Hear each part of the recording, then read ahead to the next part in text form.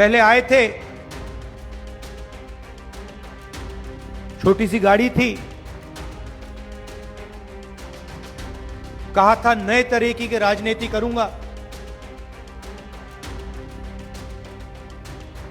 Electric pole पर चढ़ गए थे और कहा था कि साफ राजनीति लाऊंगा और सबसे बड़ा लिकर का स्कैम दिल्ली में हुआ है और केजरीवाल जी महल में रहते हैं, शीश महल में रहते हैं। और लड़ाई किस बात की है? लड़ाई संविधान की है, अंबेडकर जी की संविधान की, गरीबों के संविधान की। तो ये अरबपतियों का हिंदुस्तान चाहते हैं, 5-10% का हिंदुस्तान चाहते हैं। और संविधान कहता है कि इस देश के सब लोग एक जैसे हैं, समान हैं। अरबपतियों का हिंदुस्तान बन रहा है, 100-200 लोग हैं, उनका नाम आप जानते हो, अदानी, अंबानी, बिरला, टाटा। वो जो भी सपना देखना चाहते हैं देख सकते हैं, जो भी करना चाहते हैं कर सकते हैं। उनके बच्चे कुछ भी करना चाहें तो कर सकते हैं, मगर आप सपना नहीं देख सकते। आपको रोजगार नहीं मिल सकता। आप सबका यहां बहुत बहुत स्वागत, नमस्कार। कैसे हैं आप? ये मैं कह तो देता हूं प्रेस के मित्रों, मगर ये हैं नहीं हमारे मित्र।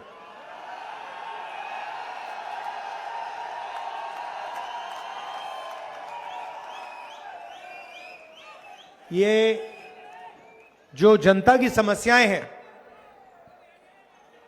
महंगाई, बेरोजगारी, पोल्यूशन, इंफ्रास्ट्रक्चर, इनके बारे में तो ये बोलते ही नहीं है। अंबानी जी की शादी दिखाते हैं, उसमें मोदी जी भी जाते हैं, ये भी जाके डांस करते हैं। 8-10 करोड़ रुपए की घड़ी होती है। देश में युवाओं को रोजगार नहीं है। दिल्ली में सांस नहीं ली जाती।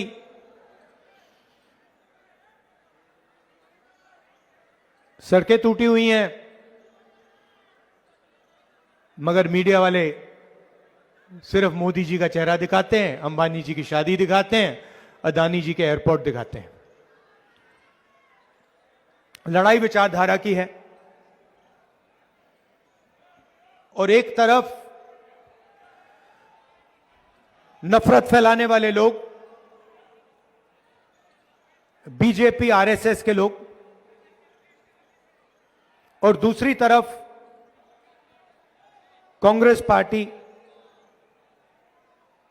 हमारी विचारधारा। और इसको समझाने का सबसे आसान तरीका, नफरत के बाजार में मोहब्बत की दुकान खोलनी है।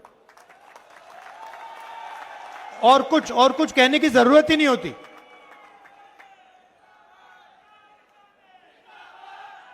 हम नफरत का हिंदुस्तान नहीं चाहते हैं। हम डर का, हिंसा का, नफरत का हिंदुस्तान नहीं चाहते हैं। हमें मोहब्बत की दुकान चाहिए। और दूसरी तरफ आरएसएस, बीजेपी, जो भाई को भाई से लड़ाते हैं, एक धर्म को दूसरे धर्म से, एक जात को दूसरी जात से, और बीच में केजरीवाल जी जो भी मन में आता है कह देते हैं। पहले आए थे, छोटी सी गाड़ी थी, कहा था नए तरीके की राजनीति करूंगा। इलेक्ट्रिक पोल पर चढ़ गए थे, याद होगा आपको, याद है कि दिल्ली को बदल देंगे।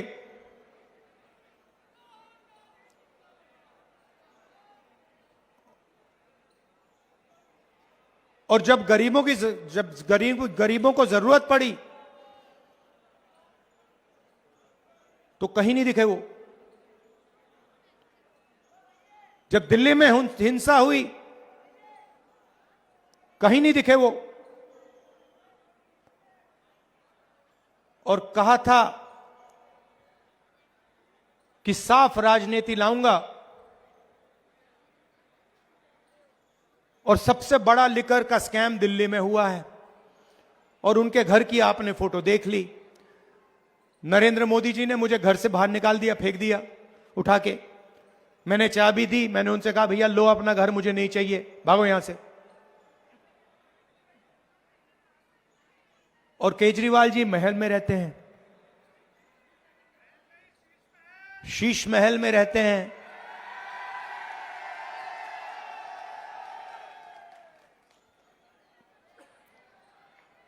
तो यह सच्चाई है। और लड़ाई किस बात की है? लड़ाई संविधान की है, अंबेडकर जी की संविधान की, गरीबों के संविधान की। बीजेपी ने साफ कहा 400 पार और हम संविधान को बदल देंगे। उनके नेताओं ने कहा कि संविधान को हम बदलेंगे। कुछ दिन पहले मोहन भगवत जी कहते हैं 15 अगस्त को सच्ची आजादी हिंदुस्तान को नहीं मिली थी, आजादी तो नरेंद्र मोदी जी के आने के बाद हिंदुस्तान को मिली है।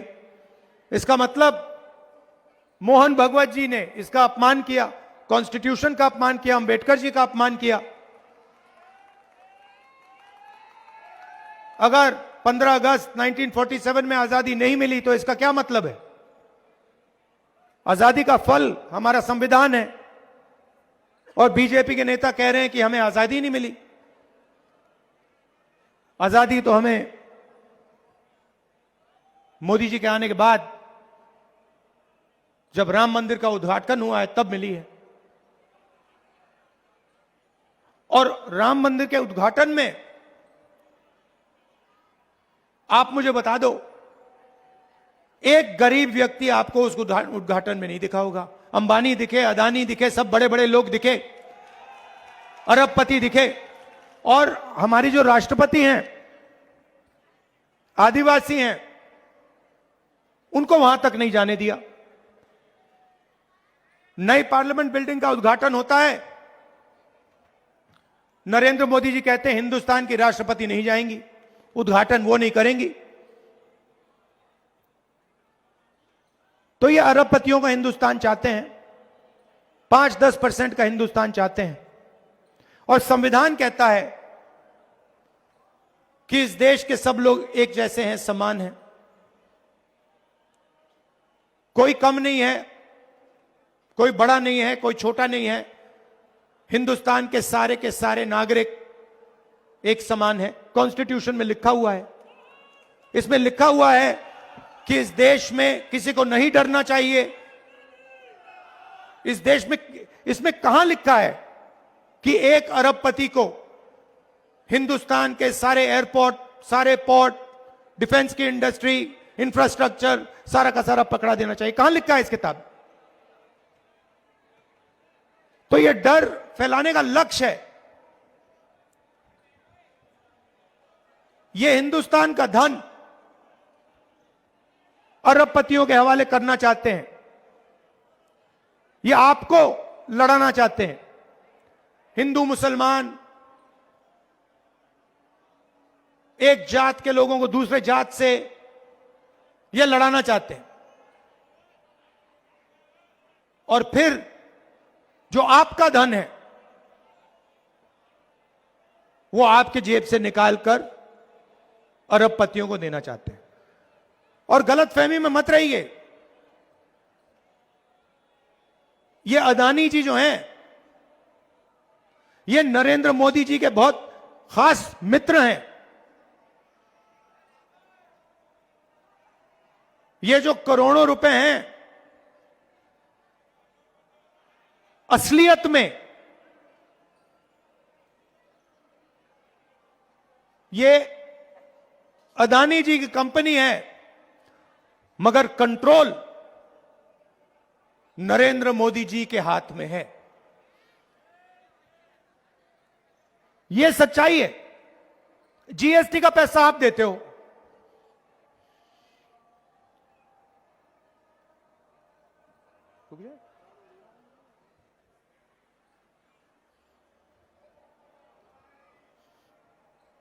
आसान हो रही है ना?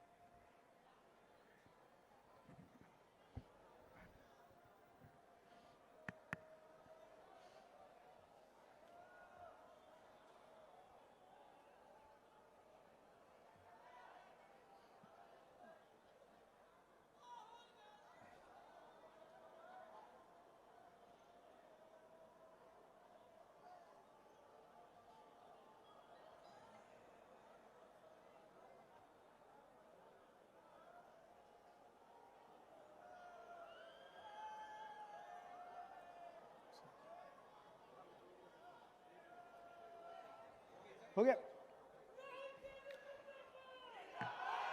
तो जीएसटी का पैसा, ये जीएसटी लागू की इन्होंने, नोटबंदी की। आप सोचिए, नोटबंदी और जीएसटी को से किसका फायदा होता है? छोटे दुकानदारों का नहीं होता, छोटे बिजनेस वालों का नहीं होता, किसानों का नहीं होता, मजदूरों का नहीं होता, स्टूडेंट्स का नहीं होता, अरबपतियों का होता है।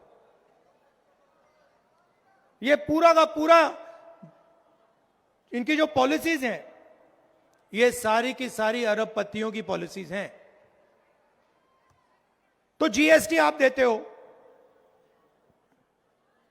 आपने शर्ट खरीदी, वही शर्ट अगर अदानी खरीदेगा, जितनी जीएसटी आप देते हो उतनी जीएसटी वो देगा। आपने किसी रेस्टोरेंट में खाना खाया, जितनी जीएसटी आप दोगे उतनी जीएसटी अदानी देगा। तो जीएसटी आप देते हो। आप अपने बच्चों को प्राइवेट कॉलेज यूनिवर्सिटी में भेजते हो, लाखों रुपए लग जाते हैं, बैंक लोन लेना पड़ता है, खून पसीना देकर आप प्राइवेट यूनिवर्सिटी में, कॉलेजेस में अपने बच्चों को भेजते हो। बीमार होते हो, फिर से प्राइवेट अस्पताल में। आपने अपने आप से कभी पूछा है कि ये जो प्राइवेटाइजेशन हो रहा है, ये जो हमारे जेब से लाखों रुपए लिए जाते हैं शिक्षा के लिए, स्वास्थ्य के लिए, बिजली के लिए, पानी के लिए, ये किसके हाथों में जाते हैं? ये आपके हाथों में नहीं जाते। हिंदुस्तान को 5-7% लोग चलाते हैं।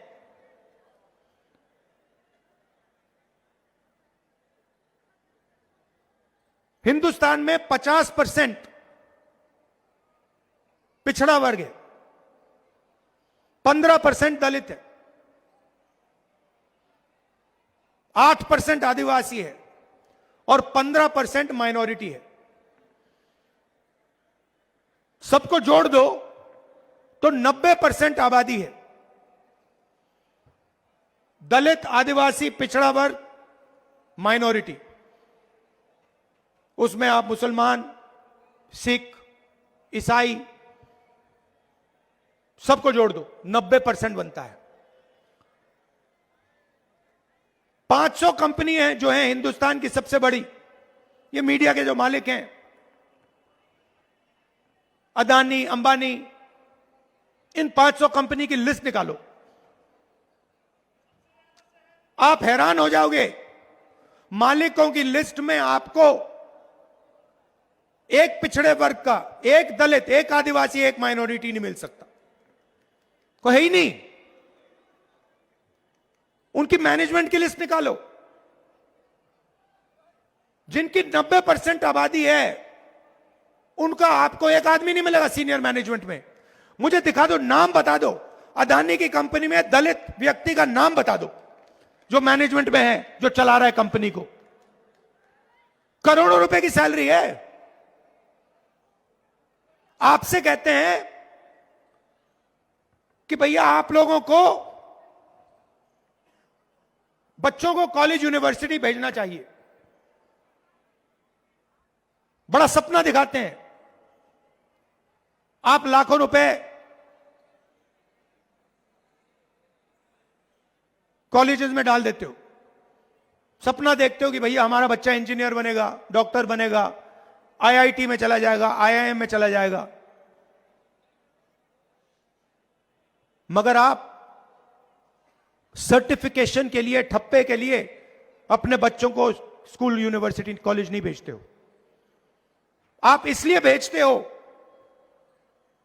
क्योंकि आप सोचते हो कि अगर हमने बच्चों को शिक्षा दे दी, इंजीनियर बना दिया, डॉक्टर बना दिया,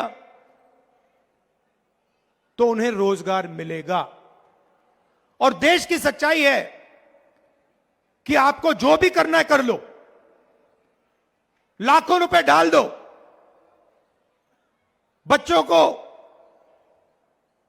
मेडिकल, इंजीनियर, जो भी बनाने बना दो, मगर आज के हिंदुस्तान में आपके बच्चों को रोजगार नहीं मिल सकता है। तो सपना आपको देते हैं, आपकी मेहनत का पैसा प्राइवेट यूनिवर्सिटी में जाता है, कॉलेजेस में जाता है। प्राइवेट कॉलेजेस, यूनिवर्सिटी को आप लोग नहीं चलाते, उनके मालिकों की लिस्ट में आप जैसे, आपके नाम का कोई है ही नहीं। आपके जेब से धड़ाधड़ धड़ाधड़ धड़ाधड़ पैसा निकलता है और फिर आपको पता लगता है भैया इंजीनियर बन गया, लॉयर बन गया, बीए कर ली, एमए कर ली, मगर मजदूरी कर रहा है बच्चा। यह गेम है और यह गेम मीडिया वाले करवाते हैं।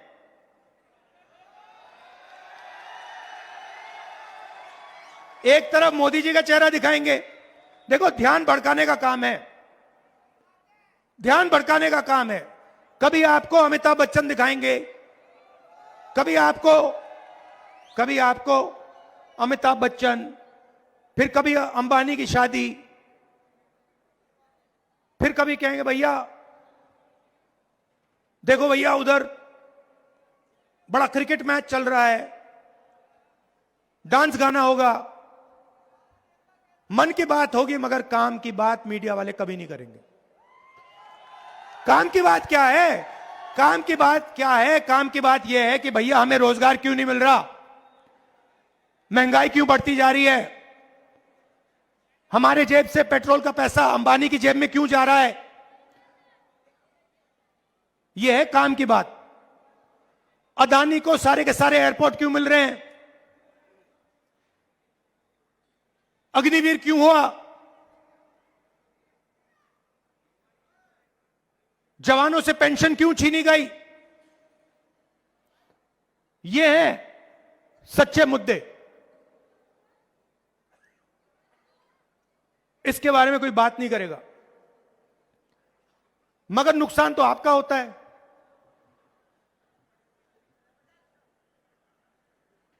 दुख तो आपको होता है, मेहनत आप करते हो, और होता क्या जा रहा है? अरबपतियों का हिंदुस्तान बन रहा है। 100-200 लोग हैं, उनका नाम आप जानते हो, अदानी, अंबानी, बिरला, टाटा। वो जो भी सपना देखना चाहते हैं देख सकते हैं, जो भी करना चाहते हैं कर सकते हैं। उनके बच्चे कुछ भी करना चाहें तो कर सकते हैं, मगर आप सपना नहीं देख सकते। आपको रोजगार नहीं मिल सकता, आपको महंगाई से राहत नहीं मिल सकती। क्यों? क्योंकि पूरा सिस्टम आपसे चोरी करने का, आपसे पैसे लेने का और आपके ध्यान को भटकाने का सिस्टम है। तो हमने कहा, पार्लियामेंट हाउस में मैंने नरेंद्र मोदी के सामने बोला, आज तक हिंदुस्तान में पिछड़े वर्ग को अपनी सच्ची आबादी नहीं मालूम। मैंने नरेंद्र मोदी जी से बोला, एक काम करिए, पूरे देश में जाति जनगणना करवाइए कि पता लग जाए कि किसकी कितनी आबादी है और किसकी कितनी भागीदारी है। नरेंद्र मोदी ने एक शब्द नहीं बोला। जुडिशरी में 90% के कोई लोग नहीं है, प्राइवेट अस्पताल आपके हाथों में नहीं, प्राइवेट कंपनियां आपके हाथों में नहीं, प्राइवेट यूनिवर्सिटी कॉलेजेस आपके हाथ में नहीं। पहले आपको रोजगार मिलता था, पब्लिक सेक्टर में मिलता था, वो सारा का सारा उठा के बेच दिया। पहले आप सेना में जा सकते थे, अब कहते नहीं भैया सिर्फ 4 साल रहोगे, उसके बाद ना आपको पेंशन मिलेगी ना शहीद का दर्जा मिलेगा। यह फर्क है कांग्रेस पार्टी और उनमें। मैंने तो सीधा मोदी जी से कहा है कि देखो भैया, आप करो ना करो, हमारी सरकार आएगी, जहां भी आएगी वहां पर हम जाति जनगणना का काम एकदम शुरू कर देंगे और हम पता लगाएंगे कौन सी संस्था में कौन कौन लोग हैं इस देश में, किसकी कितनी भागीदारी है, और बदलाव लाएंगे। हमने यह भी बोला कि जो 50% रिजर्वेशन की दीवार बना रखी है कि रिजर्वेशन 50% से ज्यादा नहीं हो सकता, इस दीवार को हम उठा तोड़कर फेंक देंगे और दोनों चीज हम लोकसभा में, राज्यसभा में पास करवा के दिखाएंगे। और यहां दिल्ली में हमारी सरकार आएगी तो हम जाति जनगणना करेंगे।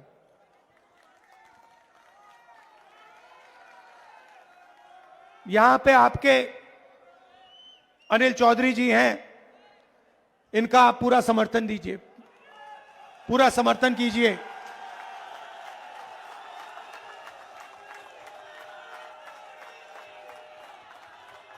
यहां पहले सिसोदिया जी कैंडिडेट थे ना, सिसोदिया जी से, तो सिसोदिया जी यहां पहले कैंडिडेट थे, जो लिकर स्कैम के आर्किटेक्ट हैं केजरीवाल जी के साथ, जिन्होंने मतलब पूरा भ्रष्टाचार यहां किया। तो यहां से भाग के चले गए, डर के मारे भाग के चले गए। अच्छी बात है, आप अनिल को भारी बहुमत से जिताइए और याद रखिए, देखिए सबसे जरूरी चीज हिंदुस्तान के भविष्य के लिए नफरत के बाजार में मोहब्बत की दुकान खोलनी है, नफरत के खिलाफ लड़ना है। मोहब्बत का हिंदुस्तान चाहिए हमें नफरत का हिंदुस्तान नहीं चाहिए, हम नहीं होने देंगे। और इस देश में किसी को नहीं डरना चाहिए, किसी को भी नहीं डरना चाहिए। ये हम सबका देश है, ये मोहब्बत का देश है, ये भाईचारे का देश है, ये एकता का देश है और इसके लिए और संविधान के लिए हम लड़ते रहेंगे और हमारी जीत होगी। आप सबका बहुत बहुत धन्यवाद, दिल से धन्यवाद। नमस्कार, जय हिंद।